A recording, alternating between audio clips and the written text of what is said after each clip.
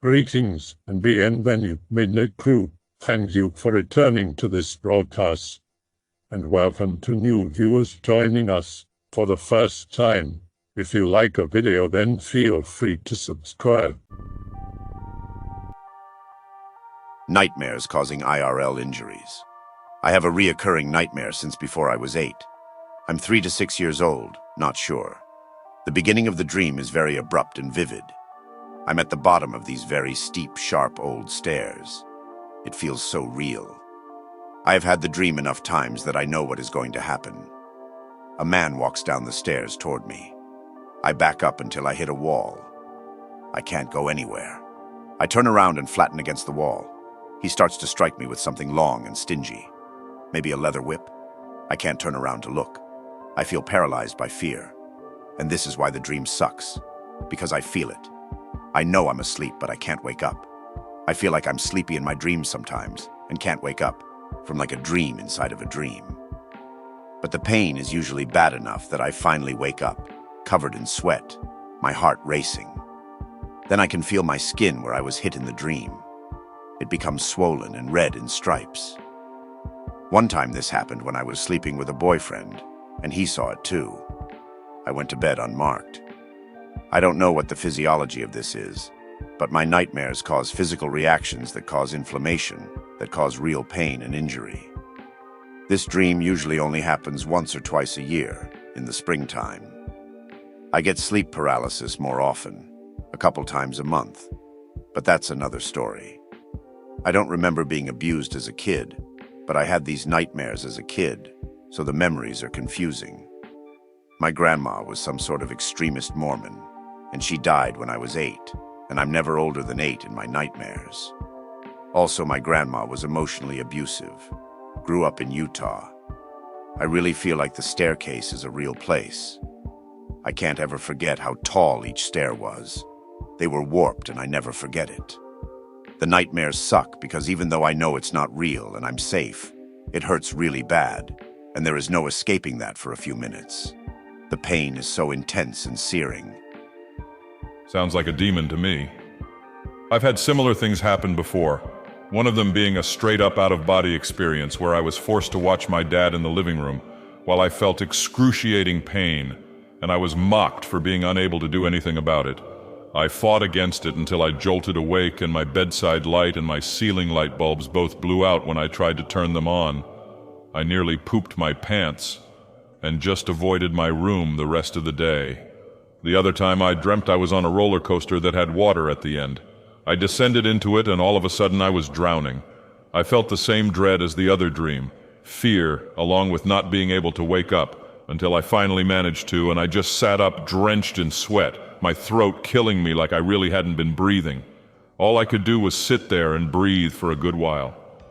There are several ways to go about this, but I think the most effective would be fighting it.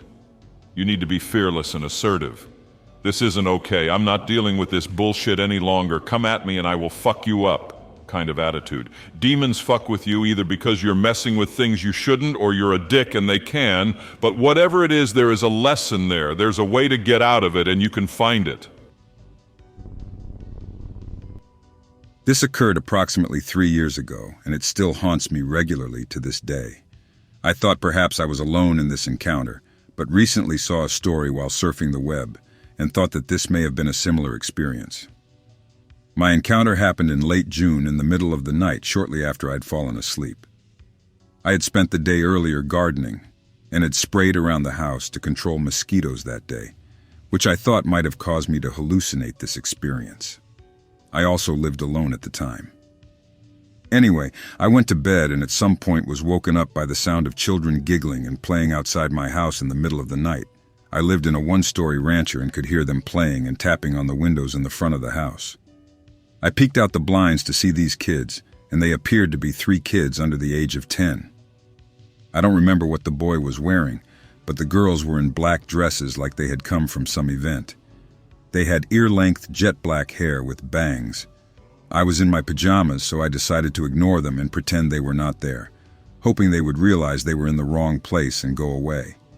Then they started knocking on the door, persistently. I figured they must have seen me and were not going to go away, so I answered the door. The 3 kids were there, and an adult was facing away on the sidewalk. They insisted that they lived at my house and that they needed to come in. I told them that they had the wrong house. Then they asked if I knew some person and said they were coming to meet him and again insisted that they come in. Again, I replied that they must be confused, that it was just me here and I didn't know them and they didn't belong in my house. There are many families in my neighborhood, so I thought they might be arriving in town late to visit someone and have the wrong address. I then shut the door. Again, there was a knock. I opened it, and this time it was the adult standing in front of the kids. There were also a few additional family members now gathered on the sidewalk of my house. He looked to me like a Chinese-Japanese older man with a long mustache and goatee and wore sunglasses at night and a black suit. Again, he said that they lived there and were meeting someone else and insisted that I let them in because they had traveled a long way. At this point, something clicked in my brain, and I stared back at the man and very firmly told him I knew who he was and that he did not belong there and went to shut the door. At the instant that I said this man showed his true form, which was that of some sort of demon or beast. He screamed or roared in my face, grabbed me by the neck and pinned me up against the wall, enough to knock the wind out of me. I wish I could give a better description of what it looked like, but the second I saw it change, I closed my eyes and began to pray as hard as I could, and focus only on praying and blocking out this thing that had pinned me against the wall. It was the only thing I could do because I was sure it was going to kill me at that moment.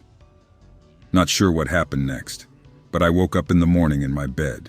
However, my neck was stiff like I had whiplash for days, and my front door was ajar. Every single night after this incident, I could not go to bed without putting a chair with a 20-pound weight on it in front of the door. I also had to push the recliner in front of the patio door. Luckily, I moved from that place earlier this year. I have not had an encounter since this experience. The vivid experience was a one-time event. Before this, I had classic reoccurring sleep paralysis with feelings of evil spirits being in the room and pressing on my chest, but never anything like what was at my door. After this encounter, I thought I hadn't had nightmares like sleep paralysis like I had had in the past. I have a feeling that maybe they had been scoping me out before actually visiting and making a move, but were confronted and rejected and so have not come back. This is the story of how my friends and I decided to each make a pact with a demon, and the resulting consequences and synchronicities. It's a bit slow to start as it requires a bit of background, so bear with me. This happened about 4-5 years ago. I'm fairly confident in my memory of the events, but some parts are hazy, which I'll explain why later on. By the way, I refuse to greentext because reasons. So anyways, I'm at my friend's house. I'm hanging out with 3 of my friends and 2 other people that I knew, but didn't really associate with. They're good people, but having more than 3 friends is exhausting, and I honestly don't care enough to maintain that many relationships. I say this because I kind of disregard their existence during this event. To avoid confusion, my friends will henceforth be known as Hatchet, Colt, and Paul, because reasons. A little background on each of them and what our circle had been doing recently is necessary for this story. Paul was a born and bred Christian. At this time he was fervent in his belief but had started to waver upon us becoming friends. Though it's possible it started beforehand, I only really noticed it after this event. He is by no means close-minded. He was our group's straight man. At this point we had been friends for about 6 months. He had been friends with Colt and Hatchet for much longer. Colt was agnostic and the embodiment of the pothead stereotype. He was our funny man. I've known him for most of my life. Hatchet was an atheist and deeply opinionated. He was also a bit of an edgelord. He was the raver of the group and the guy with all the connections for psychedelics. At this point in time, the 4 of us had been experimenting with psychedelics heavily at Colt's house on a weekly basis. Our favorite thing to do was to try to scare ourselves into tripping harder. We all believed that Colt's house was haunted long before we started experimenting with psychedelics, for various reasons. We also believed the focal point of this haunting was his garage, where we always hang out.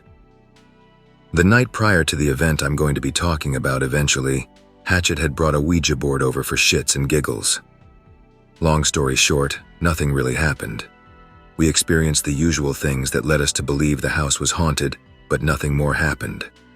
So we ended up carving the first letter of each of our names out of the board, pouring wax onto it, burning it in various places, carving a message into the back of it, then leaving it on some random person's doorstep a few streets down. Basically, we were a group of stupid assholes. So with that out of the way, the next night we decided we were all going to trip on mescaline again, hence why my memory is hazy at parts, and try to incite some sort of paranormal event. We took it early in the afternoon so we would peak throughout the night. As the night wore on and we passed midnight, we were running out of things to do, and our usual games were losing their punch. So I, having recently read The Lesser Key of Solomon and having it on hand in PDF form, suggested that we try something new. I suggested to my friends that they suspend their disbelief and we try performing a ritual, that we sell our souls. We had tried so many different things and had nothing to show for it, besides some unexplainable noises and spooky phenomenon. I explained to them that thinking of this as the cartoonized version of magic was wrong, that it's possible that performing these rituals, instead of summoning a stereotypical horned and winged demon and getting our heart's desire, was actually a way to hone our senses and our minds to contact something ancient and powerful. Not necessarily demons or gods, but something beyond human understanding, especially with our perception of the veil between our realm and the next being made permeable by the mescaline. Hatchet joined me in convincing the others, saying that we had nothing to lose. Most of us didn't even believe the soul existed, that if this didn't work it was just another win for atheism. If it did work, we had everything to gain. Paul almost immediately said no, as expected. Hatchet was in. The second I suggested selling our souls. Colt took a little convincing, hence the above paragraph. I was satisfied as I believe in the power of threes. So we set about browsing the web and researching what exactly our rituals would consist of, figuring out who we each wanted to contact, determining what exactly we wanted, and gathering what we would need to perform said rituals. We each ended up cobbling together a mix of different rituals from a wealth of different sources, as it was rather difficult to stay focused on mescaline. I don't exactly remember what Colt and Hatchet chose, except that Hatchet wanted to summon the demon that starred in The Exorcist. Apparently he found legit information regarding the demon from the movie. Bonus points because the location of The Exorcist was just a short drive away. Colt's choice involved something to do with lust and being desirable. I chose Paimon and knowledge. It took roughly about 2 hours to do research and gather what we needed. We tried to rush because we wanted to begin at 3 a.m. sharp. I don't really remember the specifics of the different rituals we performed except for the fact that they all involved an invocation, some blood, some fire, and meditation. I do remember that none of our rituals were exactly kosher. They didn't adhere to any sort of standards set out in a grimoire. Rather, they were a combination of many. As I said before, we kind of cobbled them together in a rush. I personally didn't think the specifics mattered much, as long as it had a few basic elements. Everyone treated me as an expert on the subject even though I was relatively new to that side of the occult myself, so my affirmation was enough to go off of LOL. Those being the invocation, blood, candles, incense, and burning a written invocation with blood on it. So we turned the lights off in the garage and then set about performing our rituals separately and simultaneously, while Paul and the two others watched in a mixture of awe and horror.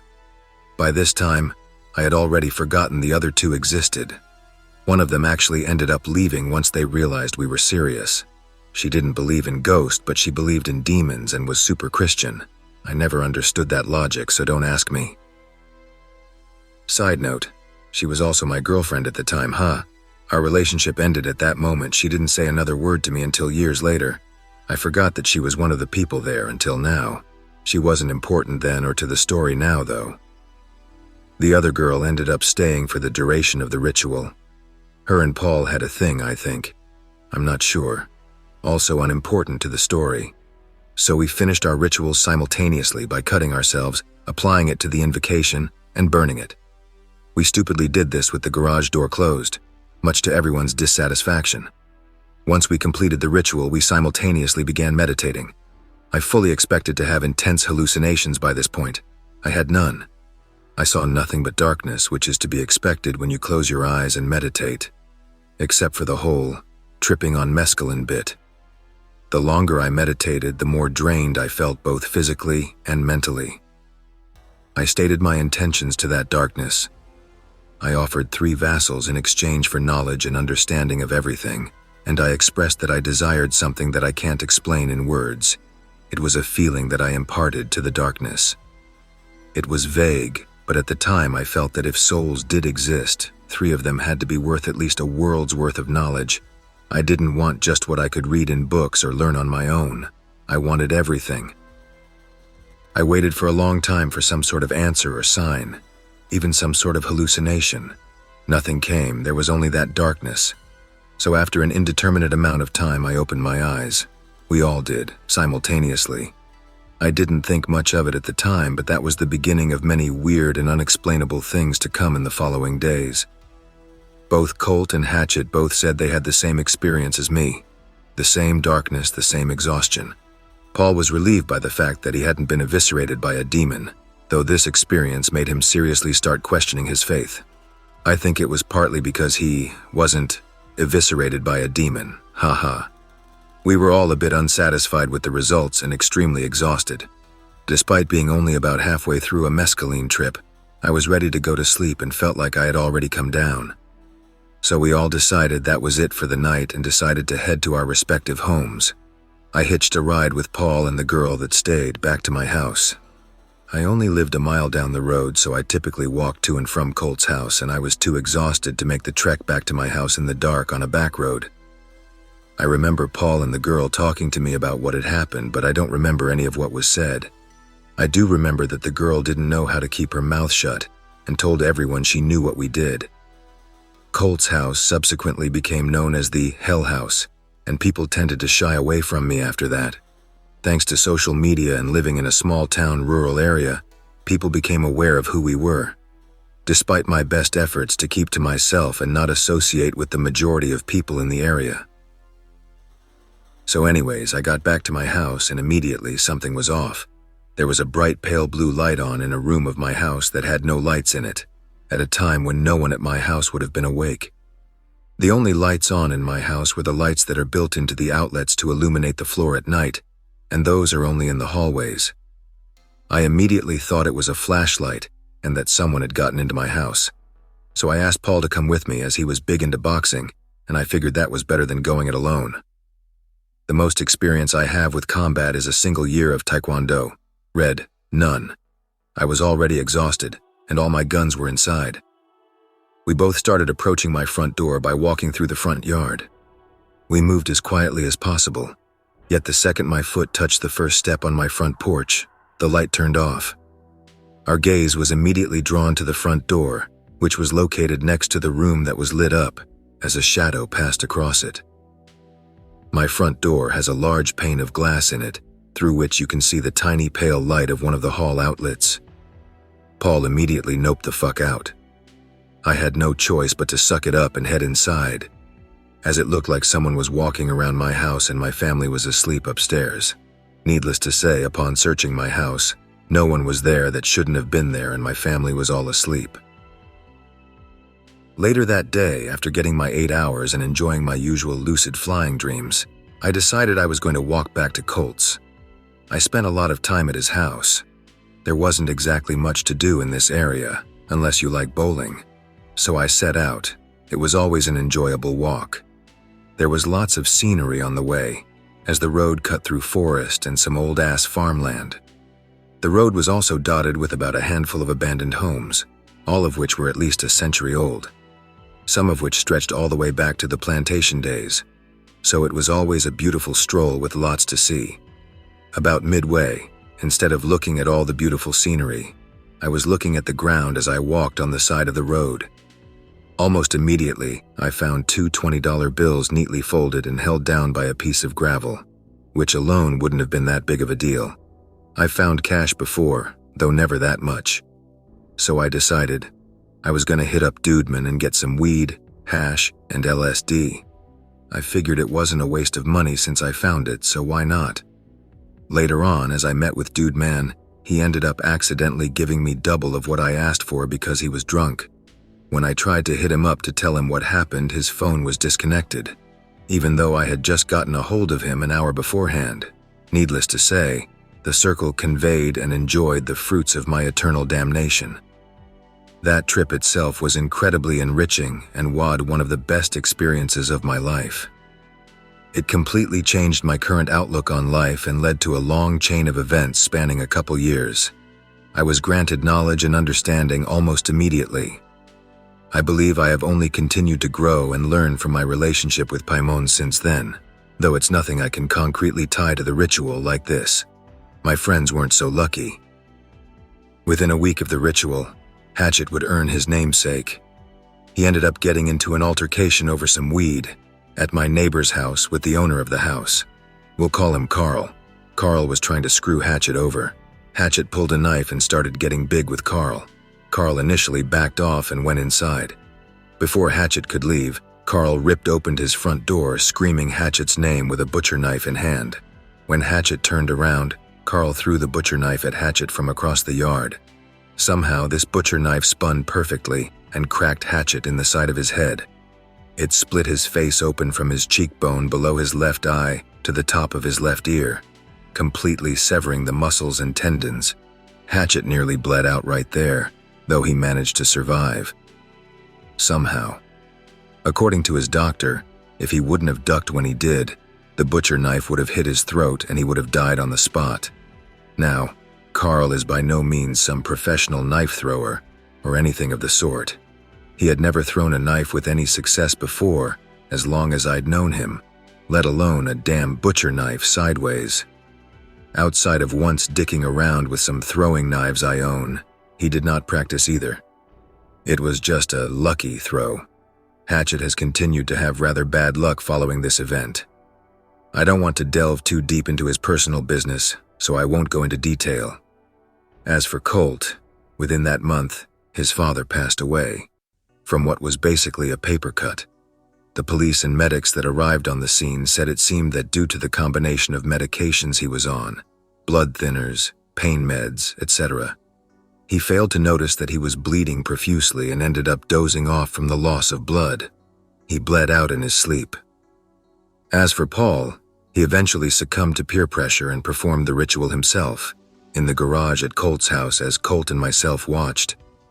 Hatchet had drifted away from our circle, and I thought that it was best to have 3 people that had performed the ritual within our circle. At this time, Paul had completely turned his back on Christianity and took what he was doing very seriously and carefully decided on what he wanted and who he would invoke. I think that because he took it seriously and respected what he was doing, he didn't experience what Hatchet and Colt did, though he kind of treated it like a child and their birthday wish. He didn't tell us what he wanted or who he invoked.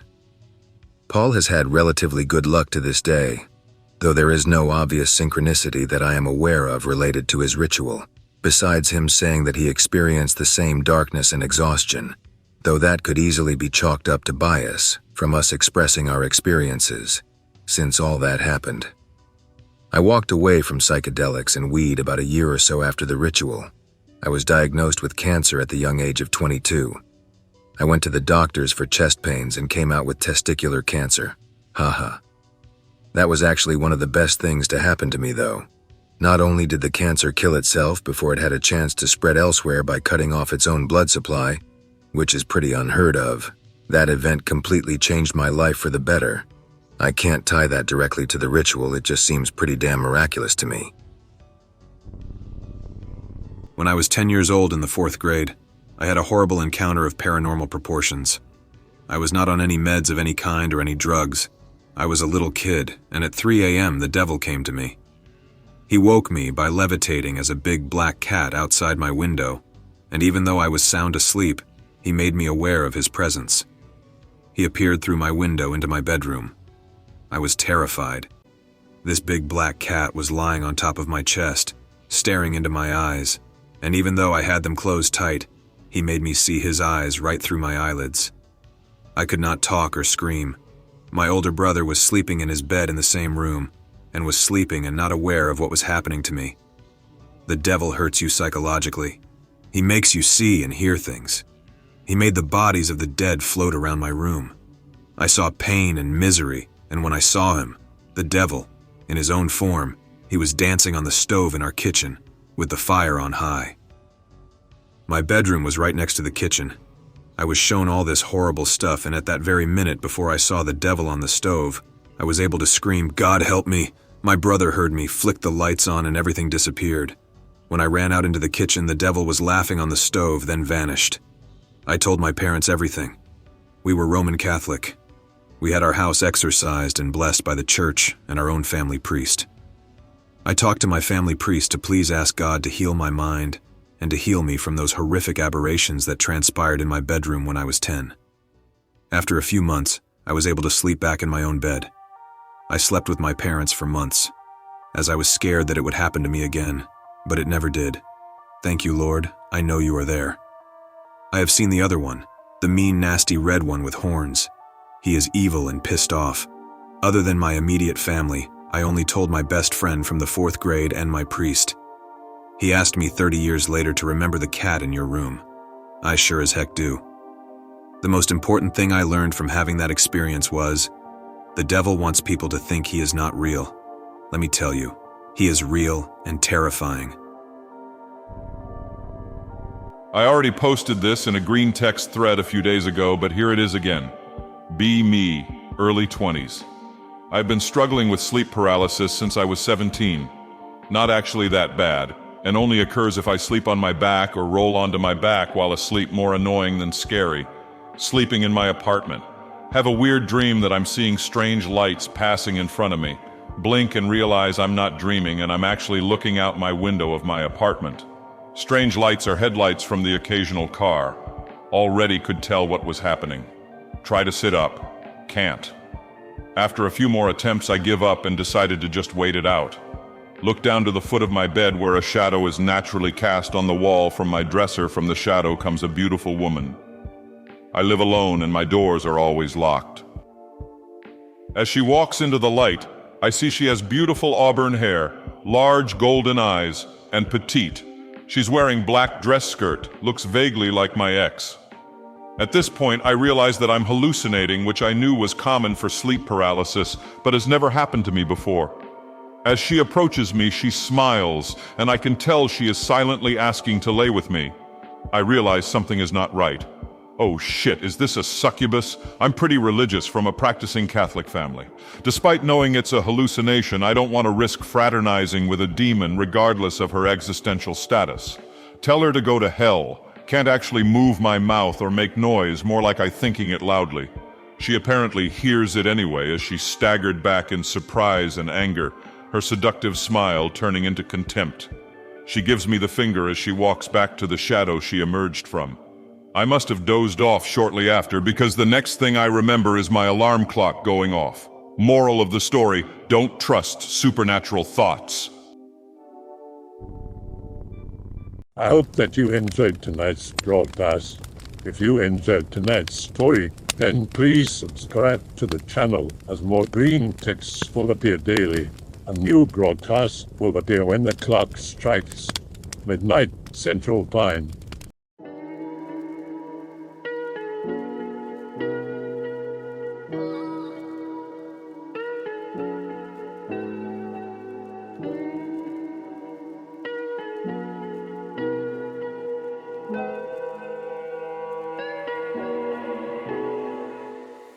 Remember to check the Odyssey and Rumble pages for separate archives of previous broadcasts.